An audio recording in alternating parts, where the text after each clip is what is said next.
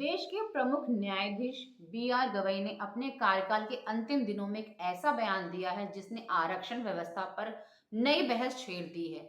गवई ने साफ कहा है कि क्रीमी लेयर को अनुसूचित जाति और अनुसूचित जनजाति के आरक्षण से बाहर कर देना चाहिए।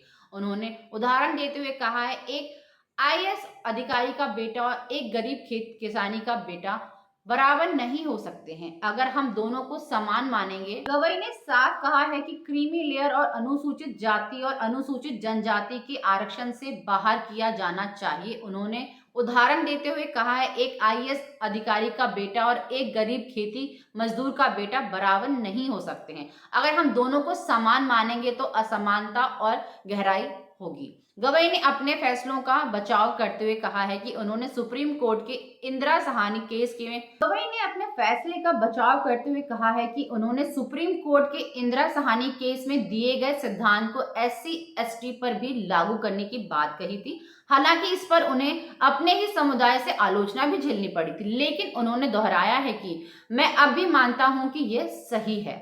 उन्होंने ये भी कहा है कि बराबरी का मतलब सभी को एक जैसा मानना नहीं है। डॉक्टर भीमराव अंबेडकर ने भी चेतावनी दी थी कि अगर समानता लोगों को समान उन्होंने ये भी कहा है कि बराबरी का मतलब सभी को एक जैसा मानना नहीं है। डॉक्टर भीमराव अंबेडकर ने भी चेतावनी दी थी कि अगर असमान लोगों को समान मान लिया जाए तो असमानता और गहराई हो जाएगी। गवई ने अपने विदाई भाषण में यह स्पष्ट किया है कि उनका फैसला एससी एसटी आरक्षण के उप वर्गीकरण की दिशा में था ताकि सबसे वंचित तबके को वास्तविक लाभ मिल सके। उन्होंने कहा है कि दिल्ली के चीफ सेक्रेटरी का बेटा और खेत मजदूरी का बेटा एक ही स्तर पर नहीं रखा जा सकता।